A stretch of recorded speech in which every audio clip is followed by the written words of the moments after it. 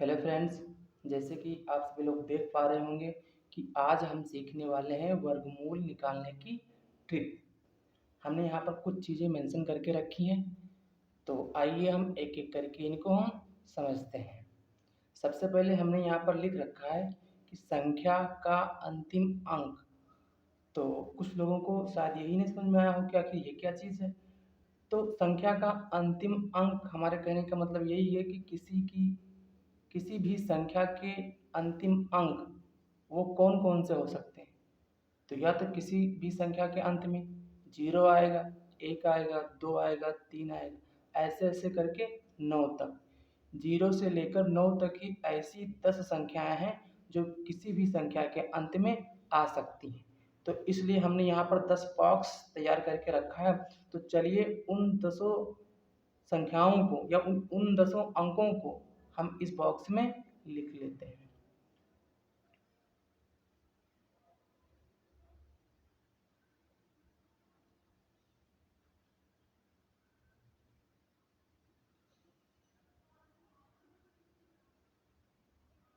हमने उन 200 अंकों को इस बॉक्स में लिख लिया। तो किसी भी संख्या के अंत में यही 10 अंक हैं जो कि आ सकते हैं।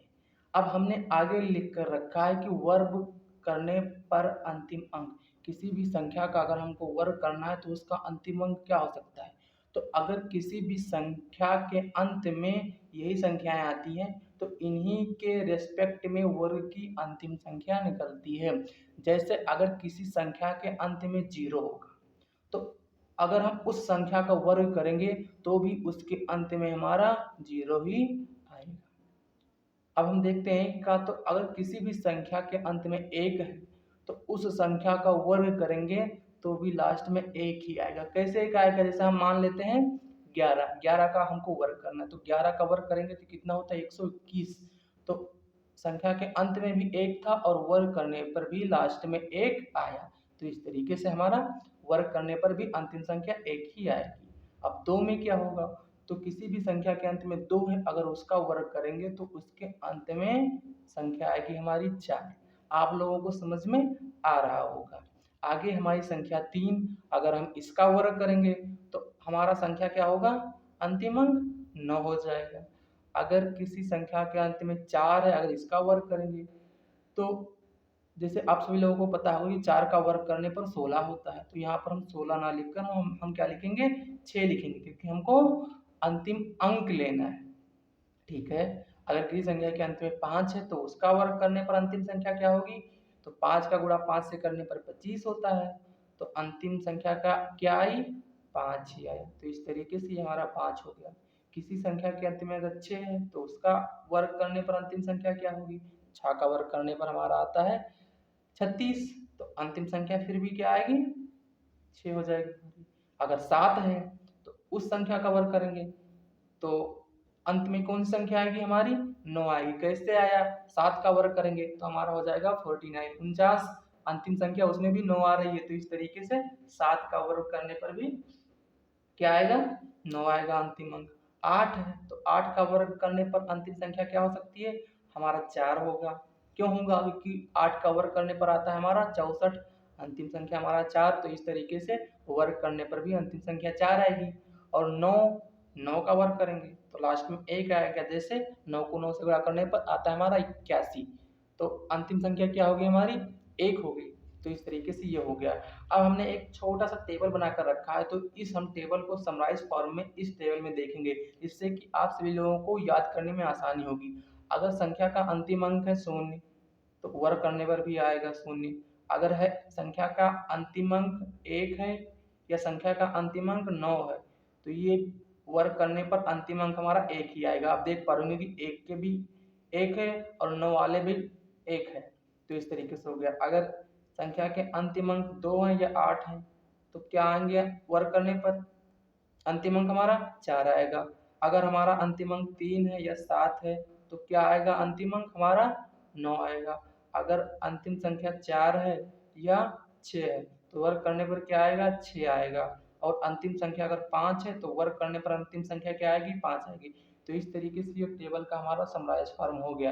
यानी अगर किसी संख्या के अंत में 0 है तो वर्क करने पर 0, 1 या 9 है तो वर्क करने पर 1, 2 या 8 है तो वर्क करने पर 4, 3 या 7 है तो वर्क करने पर 9, 4 या 6 है तो वर्क करने पर 6 और 5 है तो उसका वर्क करने पर अंतिम संख्या 5 ही आती है। अब आप लोग ये तो समझ गए कि किसी संख्या का वर्ग करना होगा तो अंतिम संख्या क्या होगी। तो ये जितनी भी संख्याएं लिखी हैं ये किसी न किसी संख्या का वर्ग करने पर ही अंतिम आई हुई संख्याएं हैं। अब आप देख पा रहे होंगे कि इसमें से क्या क्या गायब है हमारा, 0, 1, फिर 2 हमारा गायब है, फिर क्या गायब है हमारा, 3 गायब है, फिर क्या गायब है हमारा, इसमें देखो 7 गायब है और 8।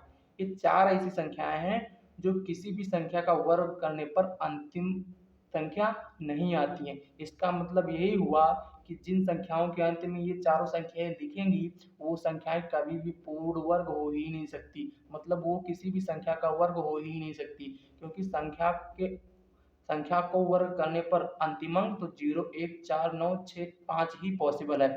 इसलिए हमने यहाँ पर स्टार मार्क करके लिख दिया था कि जिन संख्याओं के अंत में 2, 3, 7, 8 हो वो संख्याएं कभी भी पूर्ण वर्ग नहीं होती हैं। तो ये आप सभी लोगों को समझ में आ गया होगा। अब एक बात मैं यहाँ पर और कंसीडर करना चाहूँगा कि अगर किसी भी संख्या का वर्ग करने पर ये सारी संख्याएं आई हैं तो अगर हम इन संख्याओं का वर्गमूल लेंगे तो क्या आएगा हमारा, रिवर्स यही संख्या हो जाएगा। जैसे आप लोगों को मैं छोटा सा एग्जांपल समझा देता हूँ। जैसे हमने लिख दिया यहाँ पर एक संख्या लेते हैं 484 और हम इसका निकाल लेते हैं वर्गमूल, तो वर्गमूल निकालेंगे तो अब यहाँ आप देख पा रहे होंगे कि ये एक क्या, ये किसी 484 की संख्या का वर्ग होगा, 484 की संख्या का वर्ग होगा। तो अंतिम संख्या क्या आ सकता है, तो आप जाएंगे 4 वाले पद में तो देखेंगे कि ये एक वर्ग है तो 4 है अंतिम संख्या, तो आंसर आने की क्या पॉसिबिलिटी है, तो लास्ट में 2 आएगा या तो 8 आएगा। तो हम यही चीज बताना चाह रहे हैं आप सभी लोगों को कि अगर ये किसी संख्या के वर्ग का अंतिम अंक है तो अगर इस संख्या के वर्ग का वर्गमूल निकालेंगे तो अंतिम संख्या की जो पॉसिबिलिटी है इन्हीं संख्याओं में से होगी। अगर 0 है तो 0 आ जाएगा, अगर किसी संख्या के वर्ग में 1 है तो उस संख्या के अंत में क्या आने की संभावना होगी, 1 या 9, ऐसे आगे भी। तो उम्मीद करते हैं आप सभी लोगों को ये सारी चीजें समझ में आ गई होंगी। अब हम आगे अपने प्रश्नों की तरफ बढ़ते हैं। हमने यहाँ पर कुछ संख्या लिख रखी है जो कि किसी न किसी संख्या का वर्ग है। तो आइए अब हम इन संख्याओं का वर्गमूल निकालना सीखते हैं। सबसे पहले आपको देखना होगा कि संख्या का अंतिम अंक क्या है। तो यहाँ पर 6 है, तो आपने अभी टेबल में पढ़ा कि किसी भी संख्या के अगर वर्ग के अंत में 6 आता है तो उस संख्या के अंत में या तो 4 आएगा या तो 6 आएगा। ठीक है, उसके बाद क्या करते हैं, हम अंतिम 2 संख्या को छोड़ देते हैं और बची हुई जो संख्या होती है यानी हमारा यहाँ पर 11 बचा। तो अब हम वर्ग का टेबल पढ़ते हैं, जैसे 1 का गुणा 1 से, 2 का 2 से, 3 का 3 से, ऐसे करके। तो 3 का गुणा 3 करने पर 9 आता है और 4 का गुणा 4 करने पर 16 हो जाता है। तो हम हमेशा कम वाला लेते हैं, तो कम वाला हमारा 3 है, मतलब जस्ट उसके पास वाला लेते हैं लेकिन उससे जस्ट कम होना चाहिए। उसके बाद फिर अब हम ये देखते हैं अंतिम अंक हम कैसे डिसाइड करते हैं। हम ये देखते हैं कि जो ये 11 है वो 3 के वर्ग के ज़्यादा पास है कि 4 के ज़्यादा पास है। तो 3 का गुणा 3 से कराने पर 9 आता है और 4 का गुणा 4 कराने पर 16 आता है। तो 9 11 से ज़्यादा पास है और 16 11 से दूर है। तो क्या करेंगे हम यानी कम वाला मान हमारा ज़्यादा पास है तो हम कम वाला मान यहाँ पर लिख देते हैं। इस प्रकार 34 हमारा इसका आंसर हो जाएगा। आप लोगों को अभी थोड़ा कम समझ में आया होगा लेकिन आगे देखिए चीज़ें अच्छे से क्लियर हो जाएंगी। आगे लिख रखा है 3481, अंतिम संख्या है 1, तो इस संख्या के अंत में या तो 1 आ सकता है या तो 9 आ सकता है। बची हुई संख्या 34। अब हम वर्ग का टेबल पढ़ेंगे तो 5 का गुणा 5 से करने पर 25 और 6 का गुणा 6 से करने पर 36, 36 ज़्यादा हो गया तो यहाँ पर हम जस्ट छोटा वाला 5 ही लेंगे। अब ये जब 5 के वर्ग के ज़्यादा पास है कि 6 के वर्ग के ज़्यादा पास है, तो 34 तो 6 के वर्ग के ज़्यादा पास है। तो 6 के वर्ग के ज़्यादा पास है इसका मतलब बड़ी वाली संख्या के पास है, तो हम बड़ी वाली संख्या यहाँ लिख देंगे तो 59 हमारा आंसर हो जाएगा। आप लोग ध्यान से समझिए चीज़ें अच्छे से, जब क्लियर हो जाएंगी तो आप लोग इसको बहुत ही फास्ट कर पाएंगे। अंतिम संख्या है 1, तो यहाँ भी या तो 1 आएगा या तो 9 आएगा।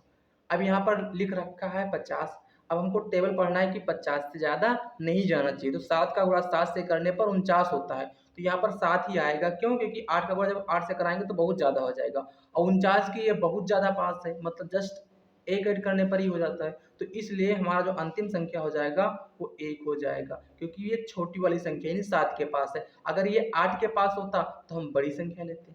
ठीक है, समझ में आ गया होगा ये भी।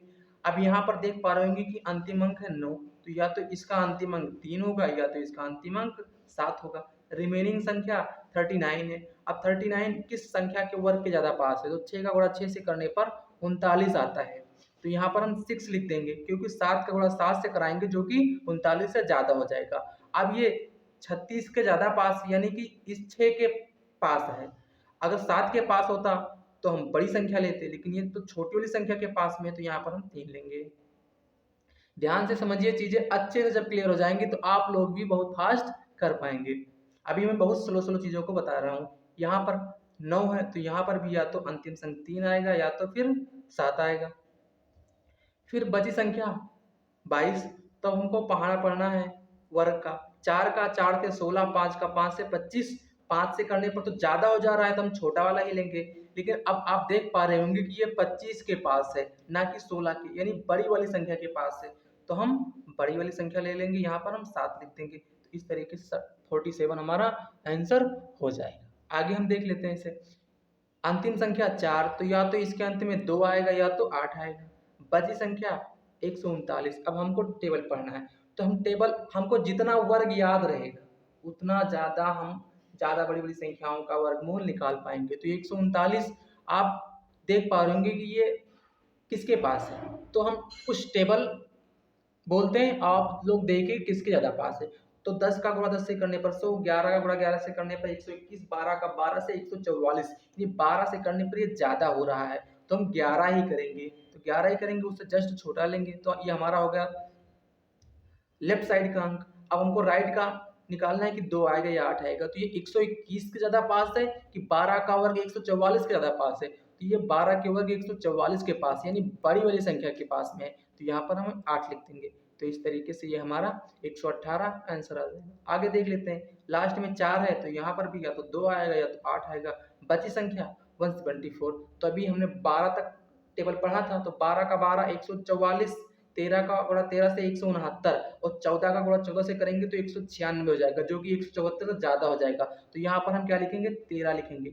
अब हम देखेंगे कि ये 169 के ज़्यादा पास है 13 के वर्ग वाले, या 14 के वर्ग 196 के पास है। तो ये तो 169 के ज़्यादा पास है, यानी कि छोटी वाली संख्या के पास है। तो यहाँ पर हम छोटी वाली संख्या लिख देंगे। तो इस तरीके से 132 हमारा इसका आंसर हो जाएगा। अब आगे फिर आप देख पा रहे होंगे कि अंतिम संख्या 4, तो यहाँ पर भी या तो 2 आएगा या तो 8 आएगा।